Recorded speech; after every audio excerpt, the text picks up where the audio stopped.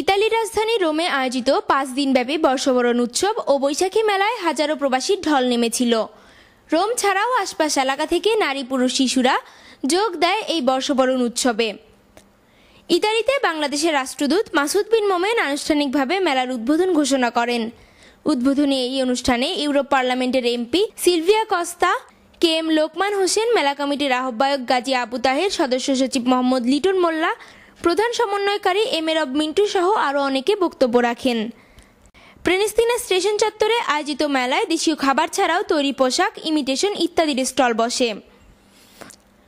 দুর্যোগপূর্ণ আবহাওয়ার কারণে মেলা 2 দিন পর শুরু হলেও প্রচুর দর্শক ভিড় জমায় দেশীয় এই উৎসবে। বিদেশের মাতৃতে আয়োজিত বৈশাখী মেলা আমাদের দেশীয় কৃষ্টি সংস্কৃতি প্রচারে সহায়ক ভূমিকা পালন করবে বলে প্রবাসীরা মনে করেন।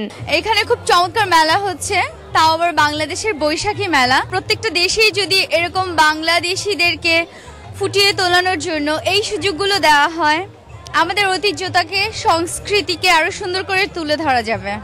সব বাংলাদেশিরা ভাই বোনেরা আমরা যারা আছি এই মেলা উপলক্ষে আমরা একসাথে হওয়ার চেষ্টা করি। অনেক জমজমাট, অনেক ভালো লাগছে, আমরা সবাই একসাথে হতে পেরেছি।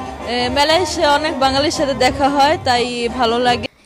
রনি আক্তার ও শাহনাজ ফিরোজের উপস্থাপনায় স্থানীয় কণ্ঠশিল্পী তাহিরুল ইসলাম, আমিন খান, সিথি দত্ত, স্নিগ্ধা কামরুল, আতিক হাজারি, রিনভি ইকবাল, মিস মনি চমৎকার সঙ্গীত পরিবেশন করেন। ঢাকার শিল্পী না আসায় দর্শকরা ক্ষোভ প্রকাশ করলেও ইলভা ও সাবরিনার নৃত্যে সকলেই ছিলেন মুগ্ধ। Jumana Mahmud, Bangla TV news, Rome, Italy.